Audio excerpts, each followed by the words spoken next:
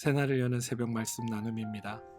오늘은 2024년 3월 22일 수요일이고 말씀을 전하는 저는 강림 목사입니다.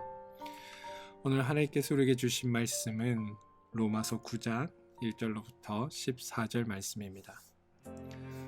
내가 그리스도 안에서 참말을 하고 거짓말을 아니하노라. 나에게 큰 근심이 있는 것과 마음에 그치지 않는 고통이 있는 것을 내 양심이 성령 안에서 나와 더불어 증언하노니 나의 형제 곧 고륙의 친척을 위하여 내 자신이 저주를 받아 그리스도에게서 끊어질지라도 원하는 바로라.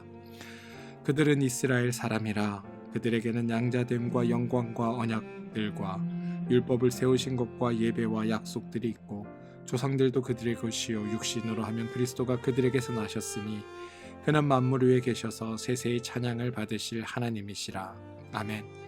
그러나 하나님의 말씀이 폐하여진 것 같지 않도다. 이스라엘에게서 난 그들이 다 이스라엘이 아니요 또한 아브라함의 씨가 다 그의 자녀가 아니라 오직 이삭으로부터 난 자라야 내 씨라 불리리라 하셨으니 곧 육신의 자녀가 하나님의 자녀가 아니요 오직 약속의 자녀가 씨로 여기심을 받느니라.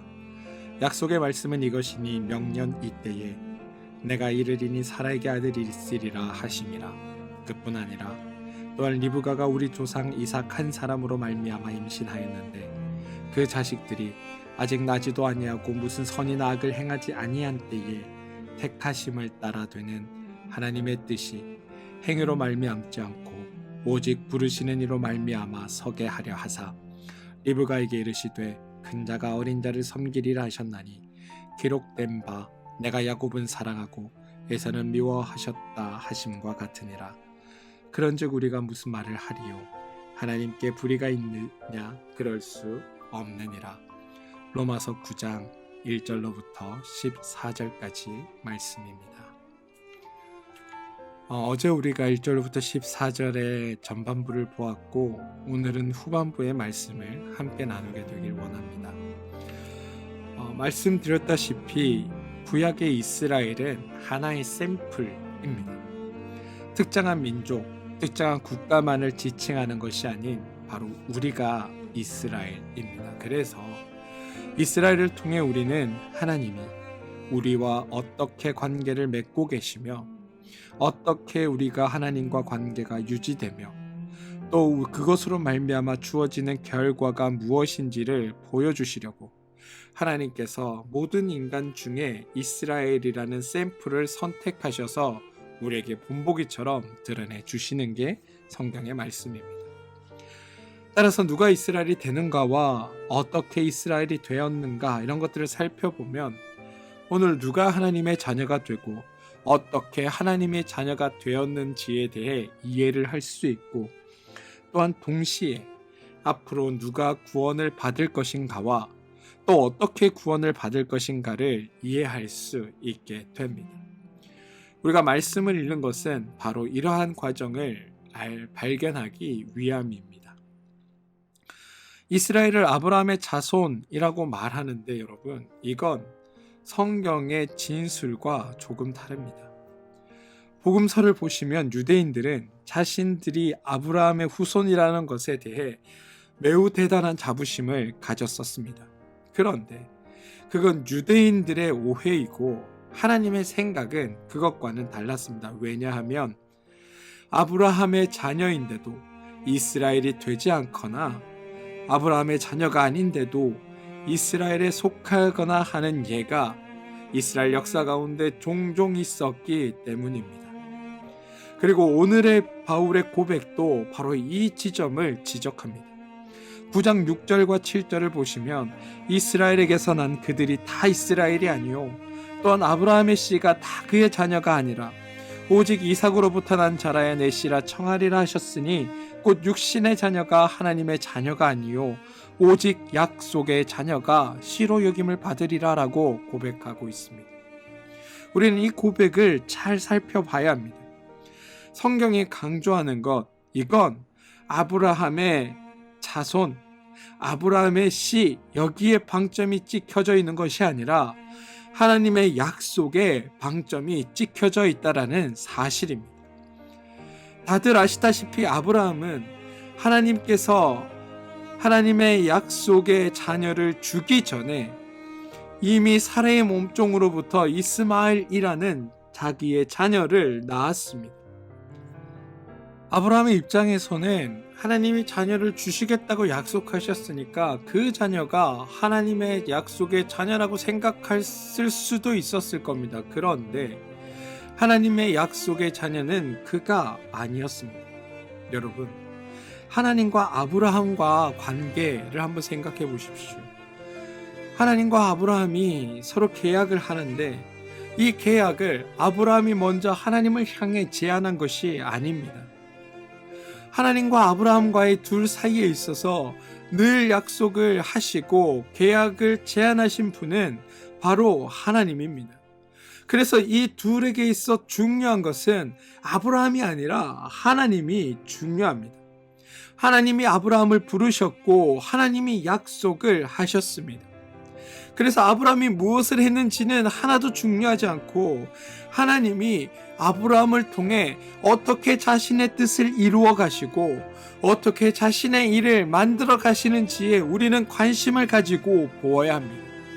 그리고 그렇게 약속된 자녀가 바로 아브라함이 100세에 얻은 이삭입니다.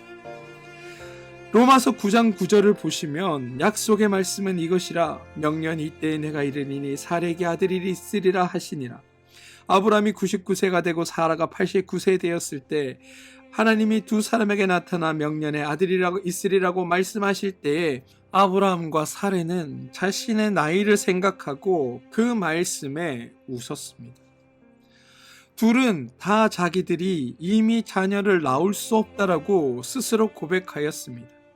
그런데 그때 하나님이 명년에 때가 이르면 아들을 낳을 것이다 라고 말씀하십니다. 바울은 아브라함과 사레 사이에 이스마엘이라는 아들이 있었다는 사실을 몰라서 이삭을 약속의 아들이라고 말하는 것이 아닙니다.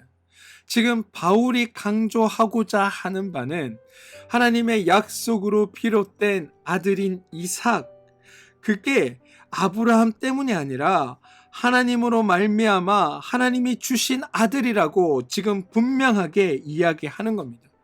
그러면서 바울이 강조하는 것은 하나님의 약속을 강조하고 있음을 우리는 알아야 합니다. 혈연적으로 아브라함의 후손됨을 이야기하는 것이 아니라 하나님이 이삭을 약속으로 주셨다, 바로 이 사실을 강조함으로 말미암아 하나님이 약속이 없었다면, 하나님이 약속의 아들인 이삭을 주시지 않았더라면 그 이삭은 존재하지 않았다는 것을 우리에게 강조하고 있는 겁니다. 이삭은 아브라함의 능력 때문에 생긴 아들이 아니라 하나님께서 주신 것이다. 따라서 이스라엘, 즉 하나님의 사람이 되는 것은 그들의 육으로 난 혈연에 따른 것이 아니라 하나님께 달려있다라는 것을 이야기하는 겁니다. 비록 내가 육적으로는 이스라엘과 아무런 관계 없다 할지라도 하나님이 나를 하나님 자녀 삼아주시면 내가 자녀가 된다는 것, 이게 바울의 강조라는 겁니다. 여러분, 하나님이 부르시고 하나님이 세우십니다. 성도가 되는 사람은 하나님이 부르시고 하나님이 세우시고 하나님이 의롭다 하시고 하나님이 영화롭다 하시는 사람들이 바로 우리입니다. 누가 성도가 되는가? 누가 하나님의 사람이 되는가? 이건 그 사람의 모양과 행동과 태도에 달려있는 것이 아니라 하나님의 선택에 달려있다. 이게 지금 바울이 강조하고자 하는 겁니다. 이처럼 하나님이 부르셨기에 하나님이 책임지시고 하나님은 그 약속을 우리 가운데 이루어 가신다. 이게 바울의 고백입니다. 로마서 9장 10절입니다. 그뿐 아니라 또한 리브가가 우리 조상 이삭 한 사람으로 말미암아 임신하였는데 그 자식들이 아직도 나지 아니하고 무슨 선이나 악을 행하지 아니한 때에 택하심을 따라 되는 하나님의 뜻이 행위로 말미암지 않고 오직 부르시는 이에게 말미암아 서게 하려 하사 리브가에게 이르시되 큰 자가 어린 자를 섬기리라 하셨나니 기록된 바 내가 야곱은 사랑하고 에서는 미워하였다 하신과 같으니라. 여러분, 바울은 이 이야기도 앞서 말한 것과 동일한 이야기로 우리에게 전달됩니다. 이삭은 아들을 낳았는데 쌍둥이를 낳았습니다. 에서와 야곱 중 누가 이삭의 후계자가 되고 누가 하나님의 자손이 될까요? 여기서 우리는 늘 누가 먼저 태어났는가? 그가 팥죽 한 그릇에 장자권을 팔아서 야곱에게 장자권이 주어졌다. 누가 더 선하고 착한가? 이런 것들로 실제로 장자가 되어야 될 사람이 누구인지를 판가름하는데 성경은 그것에 따라 달라지는 것이 아니라고 이야기합니다. 중요한 건 누가 먼저 태어났느냐도 아니고 누가 장자권을 가지고 있느냐도 아니고 누가 선한 행동을 하였느냐도 아니고 누가 장자로서 합당하였느냐도 아니라 하나님의 선택하심과 하나님의 이루심으로 되는 것이지, 우리의 성품과 우리의 행위와 우리의 계획과 우리의 결정에 따라 하나님의 자녀됨이 선택되는 게 아니라는 것이 바울의 이야기라는 겁니다.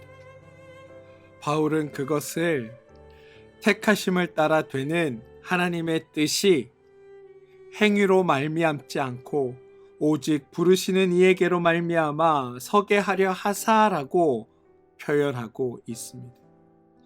여러분, 리브가가 낳은 아들이 에서와 야곱입니다. 결국 야곱이 장자권을 이어받습니다.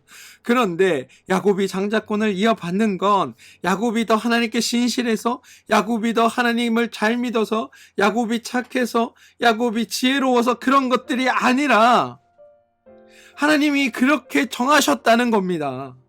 하나님으로 말미암아 그렇게 되었다는 겁니다. 야곱이 중요한 게 아니라 야곱이 태어나기도 전에, 그가 어떤 행동을 보이기도 전에, 그가 어떤 성향을 나타내기도 전에 하나님이 그냥 그렇게 결정하셨다라는 겁니다. 본문의 강조는 하나님의 뜻으로 하나님이 하신다라는 것에 방점이 찍혀져 있습니다. 그리고 여러분, 이 일은 오늘날도 마찬가지입니다. 누가 하나님의 사람이 되고 누가 하나님께 쓰임받고 누가 하나님의 성도가 되고 누가 구원을 받느냐, 이 결정은 우리의 태도나 행동이나 우리의 모습에 달려있는 것이 아니라 오직 하나님께 달려있다. 오직 하나님이 하실 일이다. 오직 하나님이 결정하시고 이루어 가시는 일이다. 이게 바울의 고백이고, 이런 관점에서 말씀을 읽어야 한다고 성경이 우리에게 제시하고 있다는 겁니다. 우리는 어릴 때부터 늘 에서와 야곱을 비교하며 에서가 왜 하나님께 장자권을 못 받았는지, 왜 축복은 야곱에게 주어졌는지를 서로 비교해가며 무엇이 하나님께 복을 받는 사람이고 무엇이 하나님께 복을 받지는 못하는 사람인지를 서로 비교해가며 판단해가며 이러이러한 행동을 해야 한다고 주장을 해왔습니다. 그런데 그렇게 생각한다면 그건 성경을 제대로 보지 못하는 겁니다. 팥죽 한 그릇에 장자권이 달려있는 것이 아니라 에서가 팥죽 한 그릇에 장자권을 팔아서 야곱이 대신 축복을 받아 대를 이은 것이 아니라 야곱이나 에서나 다 하나님으로부터 말미암은 결과라는 것이 성경의 고백입니다. 이스마엘과 이삭 중에 인간적인 차이는 여러분 단 하나도 없습니다. 에서와 야곱 중에 야곱이 선택될 이유도 단 하나도 없습니다. 이스마엘과 이삭을 비교하는 건 아무 의미가 없다는 겁니다. 에서와 야곱을 비교해서도 안 되는 겁니다. 두 사람을 비교하고 두 사람 중에 선택받은 사람이 그럴 만한 이유가 무엇인지, 그 특징이 무엇인지, 그래서 우리도 그를 본받아 이렇게 살아야 된다라고 말하는 건 우리가 성경, 하나님의 마음을, 하나님의 뜻을 제대로 보지 못하는 일입니다. 여러분 기억하십시오. 하나님 때문에 우리가 달라질 수는 있어도 우리 때문에 하나님이 변하거나 달라지는 경우는 없습니다. 하나님의 자녀가 되는 것, 이건 전적으로 하나님의 선택이고 하나님의 결정이고 하나님으로 말미암는 일입니다. 하나님께 은혜 받는 것, 이건 전적으로 하나님으로부터 말미암는 일입니다. 하나님께 복을 받는 것, 이건 전적으로 하나님으로부터 말미암는 일입니다. 하나님께 쓰임을 받는 것, 이것도 전적으로 하나님으로 말미암아 일어나는 일입니다.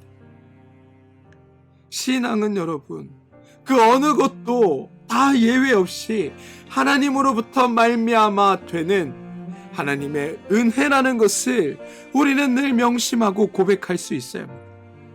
9장 16절 말씀대로 그런즉 원하는 자로 말미암음도 아니요 다른 박질하는 자로 말미암음도 아니요 오직 긍휼히 여기시는 하나님으로 말미암음이니라.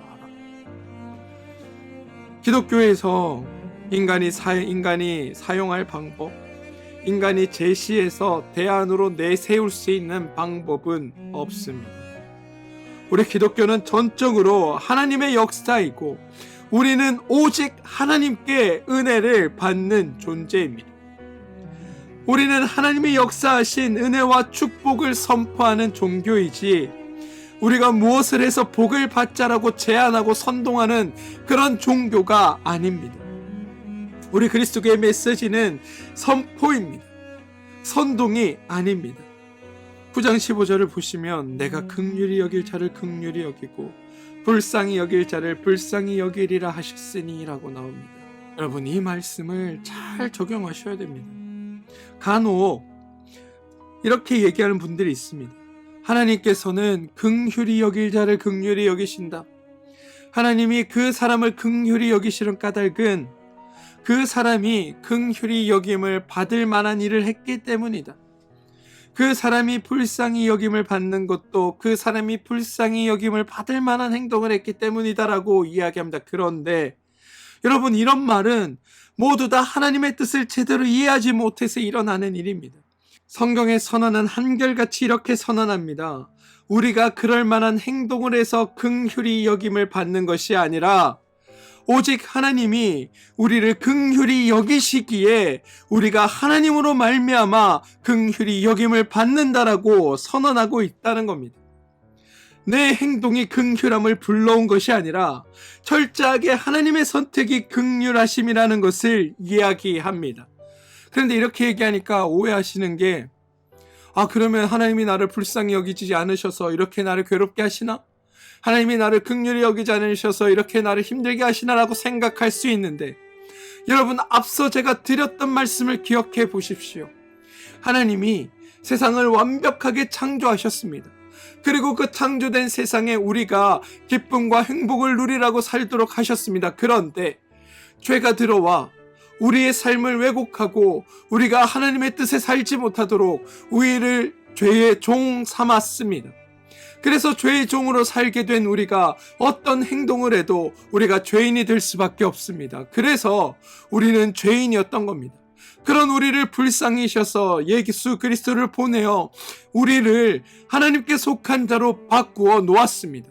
이제 하나님께 속한 자가 되었으니 하나님이 만드신 세상에서 그 삶을 누리고 살아야 합니다. 그런데 문제는 하나님께서 그 모든 이들을 구원하시고자 하는 마음에 예수 그리스도를 우리 땅 가운데 재림시켜 하나님의 나라가 완성되어야 하는 그 시기를 지금 하나님이 늦추고 계시다는 겁니다.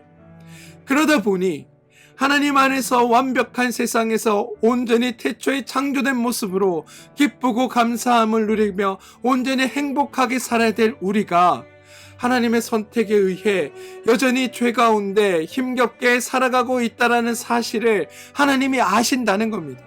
그래서 그 하나님이 우리를 보시기에 불쌍하다, 긍휼히 여기신다라고 보시는 겁니다. 그러니 하나님의 성도된 자들은 늘 하나님의 긍휼하심을 느끼며 살아갈 수밖에 없습니다. 이게 하나님의 마음입니다. 여러분, 이 사실을, 이 원칙을 잘 기억하셔야 합니다. 이거를 잘 모르면 우리의 믿음 생활이, 우리의 신앙 생활이 하나님과는 거리가 먼 신앙 생활을 할 수밖에 없습니다. 거짓된 것들을 믿게 되고요. 하나님 아닌 것들을 하나님이라고 오해하며 살게 되는 일들이 우리 가운데 생겨나게 되는 겁니다. 우리의 행동이 아니라 하나님의 선택, 하나님의 마음이 우리를 긍휼하게 여기신다는 게 성경의 고백입니다. 우리가 무엇을 해서가 아니라 하나님이 그냥 우리를 긍휼히 여기신다. 이 사실을 우리는 기억해야 합니다. 이게 잘못 이해되면 그 후의 모든 것들은 잘못된 신앙으로 나갈 수밖에 없습니다. 여러분, 구구단을 외우는데 만약에 2는 3, 2, 4, 5, 2, 3은 7, 그래서 2단을 외우면서 하나씩 더 더해가는 것으로 구구단을 외웠다고 생각해 봅시다. 그렇게 구구단을 알고 있고 내가 그 구구단을 기억한 채로 매우 어렵고 복잡한 수식을 외워가지고 어떤 문제를 풀었다고 할 때 그 문제의 정답은 한결같이 과정은 맞을지 몰라도 답은 틀릴 수밖에 없습니다. 왜냐하면 애초에 외웠던 구구단의 답이 수식이 틀렸기 때문입니다. 우리의 믿음도 마찬가지입니다.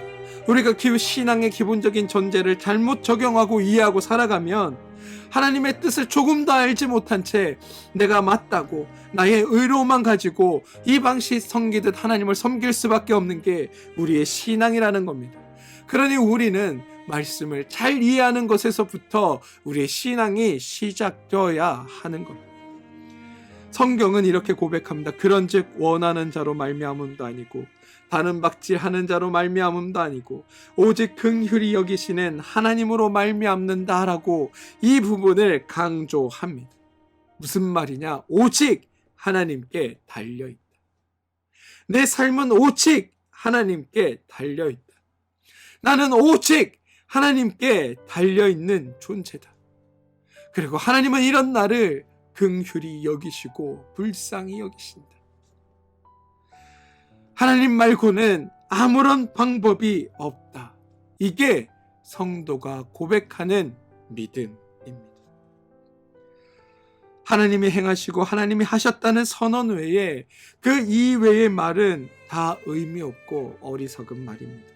사랑하는 성도 여러분, 이러한 성경의 가르침을 잘 기억하고 이해하시는 여러분들이 되어주시길 소망합니다. 세상에는 여러분, 하나님을 인정하지 않기에 은혜라는 개념이 없습니다. 당연히 인간이 수고하고 애쓰고 이래야만 그 결과가 나온다라는 그 원칙만이 존재합니다. 그런데 우리 그리스도교회는 하나님이 계시기에 은혜가 선포됩니다. 우리가 어떻게 하나님을 알게 되었고 하나님을 믿게 되었으며 우리가 어떻게 복된 자리에 올 수 있느냐고 묻는다면 오직 한 가지, 하나님의 은혜 때문이다라고 밖에는 설명할 다른 길이 없습니다. 오늘 본문의 표현대로 하면 하나님으로 말미암아 된 것입니다. 이스라엘이 된 것도 그들이 아브라함의 자손, 아브라함의 씨라서가 아니라 약속의 자손, 즉 하나님으로 말미암아 된 것이다. 이게 바울이 주장하는 바이자 우리가 믿음 안에서 고백하는 것들입니다. 말씀을 조금 보태면 에서와 야곱 중 장자권을 이은 것도 하나님으로 말미암은 일입니다. 원하는 자로 말미암음도 아니고 다른 박질하는 자로 말미암음도 아니고 오직 긍휼히 여기시는 하나님으로 말미암은 일이다. 그리고 모든 것이 하나님으로부터 말미암은 것이기에 우리 성도들은 서로 교만할 것도 자랑할 것도 경쟁할 것도 없다. 다 나의 수고와 노력과 헌신으로 된 것이 아니라 오직 하나님의 은혜로만 되었기 때문에 우리는 다만 하나님 안에서 서로 섬기며 사랑할 뿐이다. 이게 성경이 우리에게 이야기하는 바입니다. 만약 우리의 수고와 애씀 때문에 우리가 여기에 있다면 우리는 그걸 자랑할 수밖에 없습니다. 자랑하지 않을 이유가 없습니다. 하지만 성경은 자랑할 것이 없다라고 우리에게 말합니다. 왜냐하면 다 하나님이 하셨기 때문입니다. 사랑하는 성도 여러분, 하나님은 우리에게 가장 좋은 것을 베푸시는 분입니다. 하나님은 부르신 후에 가장 좋은 것들을 채워 하나님의 일을 감당하게 하시는 분입니다. 그렇게 성도로 부름받은 우리는 하나님이 베푸시는 가장 좋은 것을 누리는 자격을 얻은 자이며 하나님이 가장 좋은 것들로 우리의 삶을 채워가시며 또 그것을 통해 하나님의 일에 동참하게 하실 것입니다. 하나님으로 말미암아 우리가 멋지게 될 것이고 아름답게 변화될 것입니다. 그러니 사람을 보고 실망하고 판단하고 정죄하는 자들이 아니라 하나님께서 행하실 것들에 집중하고 나를 통해 완성하실 것들을 기대하며 그것들을 소망하며 살아가겠다라고 다짐하고 고백하는 일들이 오늘 여러분 삶 가운데 고백되어지길 소망합니다. 우리는 모두 하나님이 부르신 존재입니다. 내가 하나님을 알고 있고 교회에 속해 있고 성도라 칭함을 받는 게 여러분 그 증거입니다. 그러니 하나님이 행하시고 이루시고 완성해 가실 일에 그리고 그것으로 인해 복되고 아름답고 멋지게 변화될 내 삶을 기대하며 하나님께서 만드신 창조 세상에서 하나님께서 공급해 주신 것과 하나님의 마음으로 하나님의 사람들과 함께 나누며 섬기며 사랑하며 살아가는 그런 여러분들 되어주시길, 또 그런 하루가 되어가시길 주님의 이름으로 축원드립니다. 함께 기도합니다. 주님, 나를 부르시고 나를 하나님의 뜻에 맞추어 변화시키시고 하나님의 일에 내가 동참할 수 있도록 나를 이끄셔서 내가 하나님의 부름받은 자로 하나님의 뜻에 합한 자로 그렇게 살게 하시니 참으로 감사드립니다. 내 기준, 내 생각, 내 뜻이 아닌 하나님의 뜻과 생각에 나의 기준을 맞춰가게 하시고 부르셔서 변화시킬 하나님을 기대하며 살아가는 우리 모두가 되게 하여 주시옵소서. 예수님 이름으로 기도합니다. 아멘.